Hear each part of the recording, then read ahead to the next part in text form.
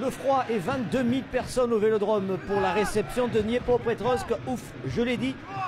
Ça commence par ce premier centre olympien à la deuxième minute avec Ferreira. La sortie de Karnozenko qui se loupe un petit peu. Reprise de la tête de Marley qui est un petit peu raté. La frappe au-dessus. Les Olympiens qui entrent bien dans cette partie. La sortie un petit peu hasardeuse du gardien. La tête de Marley et la reprise qui va passer au-dessus. Les Marseillais sont dominateurs, mais attention à la réaction ukrainienne sur ce ballon. Avec Matyukin qui va récupérer, qui peut frapper sur le poteau. Fabien Barthez n'avait pas bronché. Les Olympiens s'en sortent bien. Toujours rien de marqué dans cette partie. 31e minute, Nazarenko en force dans la surface de réparation marseillaise. Il peut frapper et ça passe au-dessus. Les Olympiens doivent absolument réagir. 0-0, c'est le score à la pause. Deuxième mi-temps, centre de nouveau de Ferreira, la reprise de Didier Drogba en deux fois qui s'écrase sur la transversale.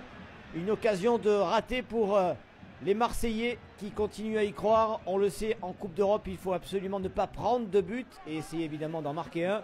Ça va arriver à la 55e minute avec ce centre pour Steve Marley retenu par le maillot. Monsieur Kasnaferis n'hésite pas et siffle le penalty. Carton jaune pour le défenseur Matyukin. C'est un penalty que va frapper Didier Drogba pour peut-être son premier but en Coupe de l'UEFA. Il glisse un petit peu Didier, mais c'est au fond. Allez, on revoit cette frappe un petit peu ratée, il faut le dire, mais ça fait 1-0 pour les Olympiens qui ont fait le plus dur. Mido est entré en fin de partie. Mido pour Steve Marley qui peut marquer, non. Finalement, le gardien s'interpose. 1-0, ce sera le score final en faveur des hommes de José Anigo. Retour dans une semaine en Ukraine. Il faut se méfier des équipes comme ça. Elles avaient sorti Zagreb, Hambourg, donc c'est une bonne équipe. On a pu le voir ce soir, on a eu des difficultés. Bon, on part avec le strict minimum, c'est 1-0, c'est déjà la victoire, c'est déjà une bonne chose. Et puis on ira se déplacer là-bas en essayant de ne pas prendre de but, comme ce soir, en étant costaud et ça se passera bien, j'espère. Qu'est-ce qui vous a le plus gêné dans leur jeu quand même? Ils étaient bien regroupés derrière? Ouais, ils sont très mobiles, c'est des... Comme je vous dis, c'est des petits qui vont vite et tout, ils sont techniquement bons.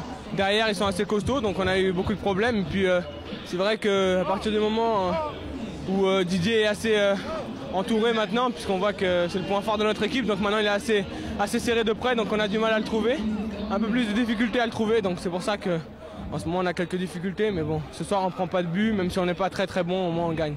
1-0, ce sera suffisant? Ben on l'espère. Si on va là-bas, on prend pas de but, ça sera suffisant. Ouais.